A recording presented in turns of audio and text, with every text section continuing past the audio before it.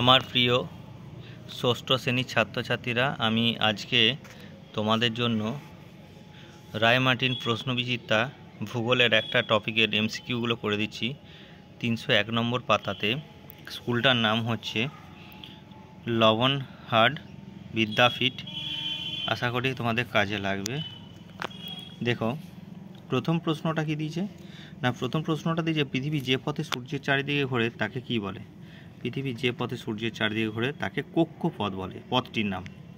দ্বিতীয় প্রশ্ন কি না, দ্বিতীয় প্রশ্ন দিচ্ছে লন্ডনে গ্রিনিচে মান মন্দিরের উপর দিয়ে যে দাগিমা রেখা গেছে তা হলো কি না, সেটা হচ্ছে মূল মধ্যরেখা, যার মান হচ্ছে 0 ডিগ্রি। 3 নম্বর প্রশ্ন, ভারতের প্রমাণ দাগিমা হলো কত না 82 ডিগ্রি 30 মিনিট পূর্ব হচ্ছে ভারতের প্রমাণ দাগিমা। 4 নম্বর প্রশ্ন, আন্তর্জাতিক তারিখ রেখা কল্পনা করা হয়েছে যার উপরে তা হলো কি না প্রশান্ত মহাসাগর। এই তারিখ রেখাটাকে আবার কখনো কখনো প্রশান্ত মহাসাগরের মধ্য দিয়ে বাঁকিয়ে টানা হয়েছে। 5 নম্বর প্রশ্ন, বায়ুর আর্দ্রতা মাপক যন্ত্রের নাম হচ্ছে হাইগ্রোমিটার। থার্মোমিটারের সাহায্যে উষ্ণতা মাপা হয় আর অ্যানিমোমিটারের সাহায্যে বাতাসের গতিবেগ মাপা হয়। পরের প্রশ্ন, পরের কোশ্চেন 6 নম্বর, আকাশে কত পরিমাণ মেঘ থাকলে তাকে প্রায় মেঘলা আকাশ বলা হয়? আকাশে 75% মেঘ থাকলে তাকে প্রায় মেঘলা আকাশ বলা হয়। 7 নম্বর প্রশ্ন, বায়ু দূষণের ফলে কোন বিষয়টি লক্ষ্য করা যায়? বায়ু দূষণ ঘটলে শ্বাসকষ্ট বেশি হবে, বাতাসে অক্সিজেনের মাত্রা কমে যাবে, তখন শ্বাসকষ্ট হবে। 8 নম্বর প্রশ্ন, বায়ু দূষণ রোধ করা হয় কি করে? বায়ু দূষণ রোধ করতে গেলে বৃক্ষরোপণ মানে গাছ লাগাতে হবে, গাছ লাগালে তবেই বায়ু দূষণকে রোধ করা যাবে। 9 নম্বর প্রশ্ন, শব্দের তীব্রতা পরিমাপ করার যন্ত্রের নাম কি? শব্দের তীব্রতা পরিমাপ করার যন্ত্রের নাম হচ্ছে ডেসিবেল মিটার। 10 নম্বর প্রশ্ন কি না, হিমালয়ের সমান্তরাল পর্বত শ্রেণী নয় কোনগুলো? তার মধ্যে হচ্ছে সহ্যাদ্রি হচ্ছে হিমালয়ের সমান্তরাল পর্বত শ্রেণী নয়। সহ্যাদ্রি হচ্ছে পশ্চিমঘাট পর্বতের আরেক নাম, মনে রেখো এটিকে। 11 নম্বর প্রশ্ন, কানপুর শহরটি যে নদীর গতিপথে গড়ে উঠেছে তা হলো কি না, কানপুর শহরটি যে নদীর গতিপথে গড়ে উঠেছে সেটি হলো তোমার গঙ্গা নদীর গতিপথে গড়ে উঠেছে।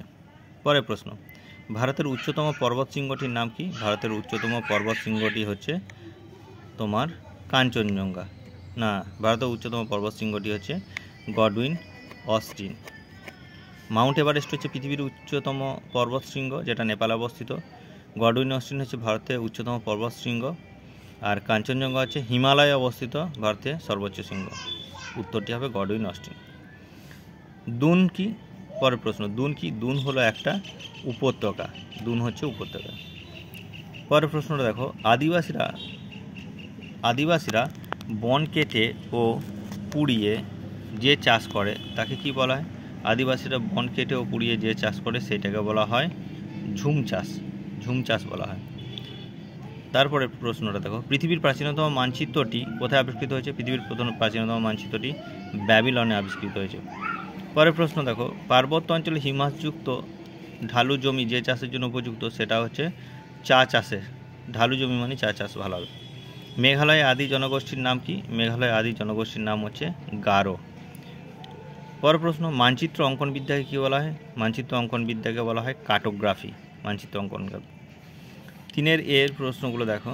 প্রথম প্রশ্নটা কি দিয়েছে না, পৃথিবীর পূর্ব থেকে পশ্চিমে কোন রেখাগুলি হলো পূর্ণবৃত্ত? পৃথিবীর পূর্ব থেকে পশ্চিমে বিস্তৃত রেখা হচ্ছে অক্ষরেখা, অক্ষরেখাগুলো হচ্ছে পূর্ব থেকে পশ্চিমে। 2 নম্বর, ড্যাশ অঞ্চলে পৃথিবীর আবর্তন বেগ সবচেয়ে বেশি? নিরক্ষীয় অঞ্চলে পৃথিবীর আবর্তন বেগ সবথেকে বেশি, মেরু অঞ্চলে সবথেকে কম। পরের প্রশ্ন, দাক্ষিণাত্যের মালভূমির উচ্চতম শৃঙ্গের নাম কি? দাক্ষিণাত্যের মালভূমির উচ্চতম শৃঙ্গের নাম হলো আনাইমালাই পর্বতের আনাইমুদি, আনাইমালাই পর্বতের আনাইমুদি, মনে রেখো এটা কিন্তু। বাম দিকের সঙ্গে ডান দিকের স্তম্ভ মেলানো। বাজ পড়ার শব্দ, বাজ পড়ার শব্দটা কোনটা না 110 ডিবি হলে সেটা বাজ পড়ার শব্দ। বৃষ্টির ছায়া অঞ্চল কি না, বৃষ্টির ছায়া অঞ্চলটা আমরা দেখতে পাবো, তাহলে বাজ পড়ার শব্দ হচ্ছে এটা হচ্ছে প্রথমেরটা হবে 1 নম্বর। আচ্ছা, বৃষ্টির ছায়া অঞ্চল হচ্ছে এটা হচ্ছে 2 নম্বর শিলং। 3 নম্বর হচ্ছে ওজোন স্তরে অবক্ষয় হচ্ছে, ওজোন স্তরে অবক্ষয় হচ্ছে ক্লোরোফ্লোরো কার্বন, এটা হচ্ছে 3 নম্বর। দিল্লির চেয়ে কলকাতার আবহাওয়া সমভাবাপন্ন। দিল্লির চেয়ে কলকাতার আবহাওয়া কিন্তু সমভাবাপন্ন, কারণ কলকাতাটা আমাদের বঙ্গোপসাগরের তীরে, তাই এটা কি হবে না, এটা হবে তোমার শুদ্ধ হবে। তাহলে এটা উত্তরটা শুদ্ধ হবে। পরের প্রশ্ন 2 নম্বর, তাপ্তি নদীর সাহায্যে উপদ্বীপীয় মালভূমি দুটি ভাগে ভাগ হয়েছে। তাপ্তি নয়, নর্মদা নদীর সাহায্যে উপদ্বীপীয় মালভূমি দুটি ভাগ ভাগ হয়। তার মানে এটি হবে অশুদ্ধ, আমি এটা ক্রস দিয়ে দিচ্ছি, এটা হচ্ছে অশুদ্ধ। পরে 3 নম্বর, মানচিত্রে কৃষিভূমি বোঝাতে বাদামি রং ব্যবহার করা হয়। কোনোভাবেই নয়, মানচিত্রে কৃষিভূমি বোঝাতে আমরা জানি হলুদ রং ব্যবহার করা হয়, এই হলুদ রং, তাই এটা হচ্ছে অশুদ্ধ হবে। পরের প্রশ্ন চলে আসো, ডিএ দেখে কিসের ভিত্তিতে পৃথিবীকে 3টি তাপমণ্ডলে ভাগ করা হয়? সেটা হচ্ছে অক্ষাংশের ভিত্তিতে। বায়ুর উষ্ণতার তারতম্য অনুযায়ী পৃথিবীকে 3টি তাপমণ্ডলে ভাগ করা হয়, উষ্ণমণ্ডল, নাতিশীতোষ্ণ মণ্ডল এবং হিমমণ্ডল, এই 3টি। পরের প্রশ্ন দেখো, ধান চাষের জন্য উপযুক্ত মাটিটি কি? না, ধান চাষের জন্য উপযুক্ত মাটি হচ্ছে পলিযুক্ত দোআঁশ মাটি দরকার। 3 নম্বর হচ্ছে প্রশ্ন, জারোয়াদের প্রধান জীবিকা কি? না, জারোয়াদের প্রধান জীবিকা হলো পশু শিকার এবং ফলমূল সংগ্রহ হচ্ছে তোমার জারোয়াদের প্রধান জীবিকা। যাই হোক, আশা রাখি ভালো লাগবে। যদি পছন্দ হয় তাহলে বন্ধুদের মধ্যে শেয়ার করে দেবে, লাইক এবং একটা কমেন্ট করে দিও।